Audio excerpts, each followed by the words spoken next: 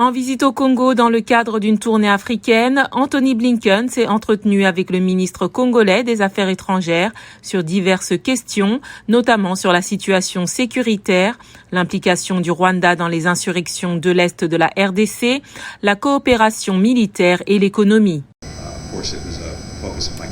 Bien sûr, c'était un point central de ma conversation avec le président aujourd'hui. Ce sera un point central de la discussion avec le président Kagame lorsque nous serons au Rwanda. Nous sommes très préoccupés par les informations crédibles selon lesquelles le Rwanda a soutenu le M23. Nous demandons à toutes les parties de la région de cesser tout soutien ou toute coopération avec le M23 ou tout autre groupe armé non étatique. Cela est l'essentiel pour apporter la paix et la sécurité dans la région. L'Est de la RDC est infesté de groupes armés qui sèment la mort depuis près de 30 ans. L'un des plus actifs est le M23. Cette ancienne rébellion à dominante Tutsi, vaincue en 2013, a repris les armes en fin d'année dernière en reprochant à Kinshasa de n'avoir pas respecté des accords de réinsertion de ses combattants.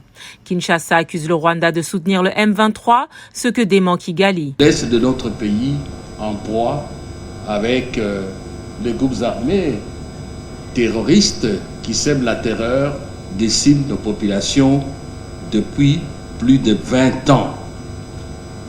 C'est donc sous cette toile de fond que nous avons échangé en bilatéral. Dans un rapport de 131 pages adressé au Conseil de sécurité de l'ONU, des experts missionnés par cette institution ont fait savoir que les troupes rwandaises étaient intervenues militairement à l'intérieur de la RDC depuis novembre 2021. Tous les pays doivent respecter l'intégrité territoriale de leurs voisins. C'est une position que nous prenons très au sérieux dans le monde entier. Nous en avons consacré un certain temps lorsqu'il s'agit de l'Ukraine. C'est tout aussi important ici. Avant son départ vers le Rwanda, aujourd'hui, le secrétaire d'État a rencontré le Premier ministre Jean-Michel Samaloukonde.